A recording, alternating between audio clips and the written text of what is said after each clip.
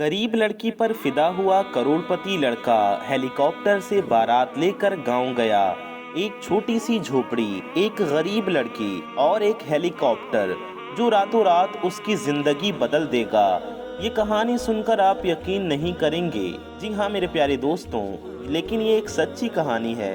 एक गांव जिसका नाम चोटीपुर था। चोटीपुर का नक्शे पर कोई खास निशान नहीं था। आदमी शहर की तरफ जाते थे, बच्चे खेतों में खेलते, आसमान बारिश से सब्ज था। उस गांव में एक बहुत गरीब शख्स रहता था जिसका नाम था इब्राहिम। इब्राहिम की एक बेटी थी जोया। छोटी सी जोया मासूम और नरम दिल थी। सुबह की पहली रोशनी से पहले वो उठती, नमाज अदा करती, हाथों में कपड़े, आंखों में सपने। कपड़े सफाई से सिलती, चूल्हे पर रोटी सेकती और फिर स्कूल की तरफ चल पड़ती। निकलते वक्त हमेशा एक पुराना किताब अपने बैग में रखती।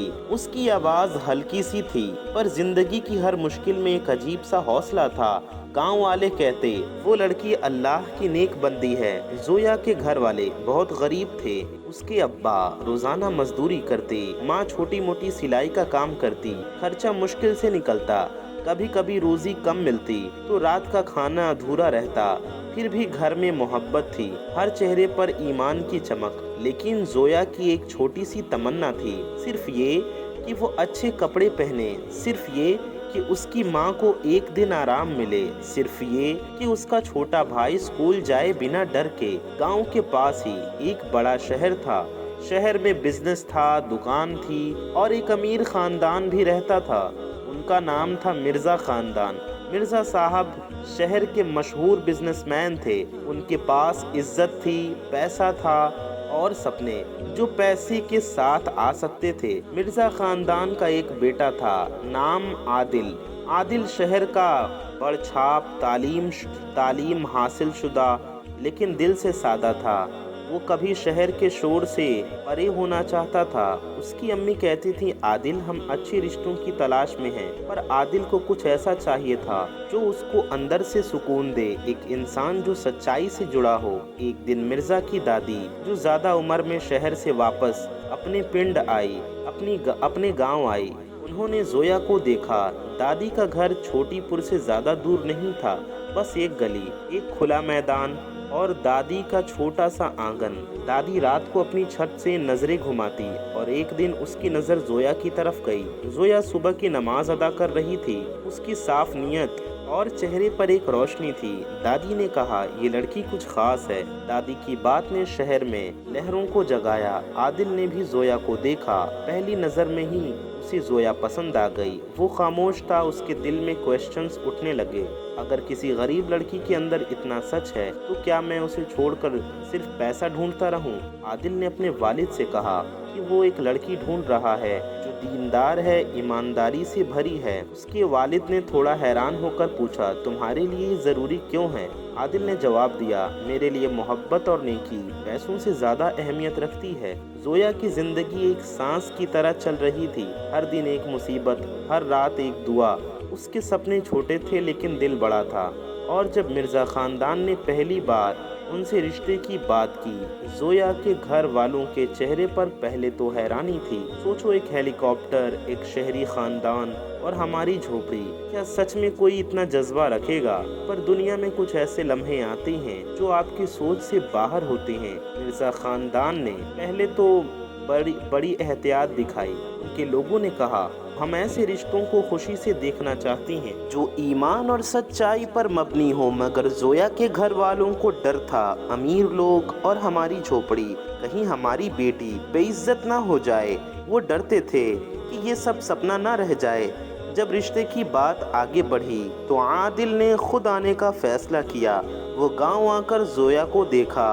वो न सिर्फ देखना चाहता था, वो समझना चाहता था। जोया ने जब उसे आंखों में देखा तो कुछ पल के लिए दोनों की सांसें रुक सी गईं। आदिल को जोया की सादगी ने छू लिया। जोया को आदिल की नज़र ने तसल्ली दी, लेकिन गांव के लोगों की सरसराहट बढ़ रही थी कि क्या ये सच है। सब पूछ रहे थे। और फिर एक दिन जब शाम ढली, आदिल ने फैसला किया कि वो जोया के घर से सीधा अपना मतलब साफ करेगा। लेकिन इस फैसले के साथ एक और चीज़ जुड़ी थी। आदिल का घर मिर्ज़ा ख़ानदान इतना बड़ा था کہ جب انہوں نے رشتہ قبول کیا تو انہوں نے ایک ایسا سرپرائز پلان بنایا جس نے گاؤں والوں کی سانسیں پھلا دیں۔ ہیلی کاپٹر سے بارات۔